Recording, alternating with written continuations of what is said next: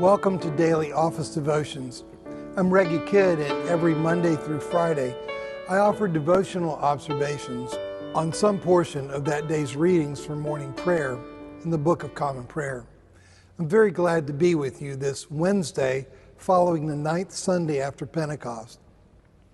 This happens to be year 2 of the daily lectionary, and this week we are in Proper 14. Our readings today come from Judges chapter 13, Acts chapter 6, and John chapter 4.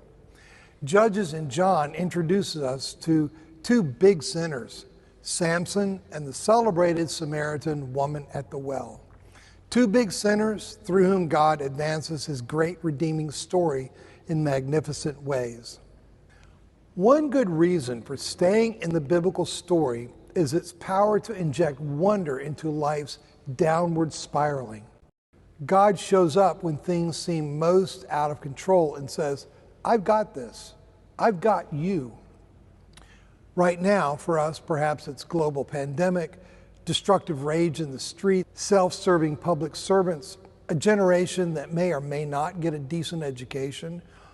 But we are a people of God's book, and therefore a people of hope, because this book recounts situations like ours in which God inserts himself in a saving way.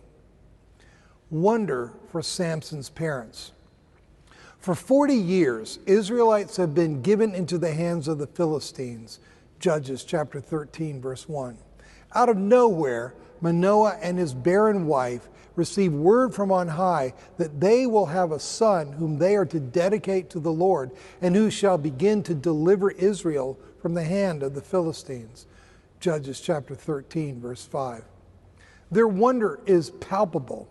The appearance of the angel of Yahweh is most awe-inspiring, Judges chapter 13, verse 6. His name is too wonderful, Judges chapter 13, verse 18. The instruction for the child's prenatal care and rule of life are extraordinary. Their son is to be a lifelong Nazirite. His name is Samson. Under his parents' care, we are told, Samson grows, is blessed by the Lord, and the Spirit begins to stir in him. Judges chapter 13, verses 24 and 25. In the midst of Israel's desperate state, God has come to bring relief. If we've heard or read Samson's story before, we know that tragedy and heartbreak lie ahead. Samson will prove to be arguably the least worthy of all the judges, but deliverance will indeed come through him. Meanwhile, we take heart knowing that in the worst of times, God does not forget, and even if he must use the crudest and oddest of means, the Lord redeems. Wonder at Jacob's well. A woman's life is in tatters. She is surrounded by profound reminders of God's faithfulness. Jacob's well is the source of her drinking water. Her town, Sychar, is built on the site of ancient Shechem, standing in the shadow of Mount Gerizim, where the first Israelites in the land had recited God's covenantal blessings. But Israel's united faith had long ago disintegrated. Thus, the divide between Samaritans and Jews. Jews do not associate with Samaritans, verse 9. The woman's 5 previous marriages have also fallen apart. As deep as the religious divide between Samaritans and Jews, so is the moral divide between this woman and her neighbors. That is why she comes to the well with her water jar alone in the heat of the middle of the day, instead of communally with the other women of Sychar in the cool of the morning.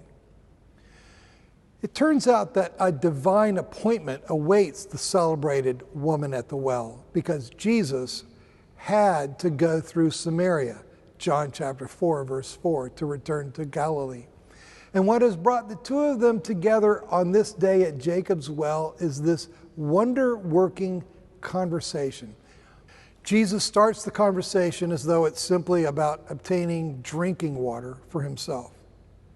Quickly, though, he turns the topic to living water for her instead. When the conversation gets too personal, you have no husband, she attempts to dodge that discussion by bringing up the topic of religion. While she's done that to keep the conversation safely at arm's length, Jesus zeroes in on her true need and directs her to the seeking Father and the worship-renewing Spirit. He discloses to her that he, this weary traveler, the one she is talking with, is at one and the same time the Messiah she awaits, John chapter 4, verse 6, and the great I am, John chapter 4, verse 26. She drops her water jar and runs off to share the good news with everybody in Sychar. With the coming of the Holy Spirit, when we study the Scriptures under the guidance of the Holy Spirit who has come into our hearts, we have access to the mind of God and to His heart. We are told over and over in the Bible that He desires to bring those He loves into relationship with Himself. No one is too bad for Him to love. That is as true today as it was in the day the Samaritan woman encountered Jesus. As my friend Steve Brown says, being bad isn't bad enough to prevent God from loving us. Praise be. Be blessed this day.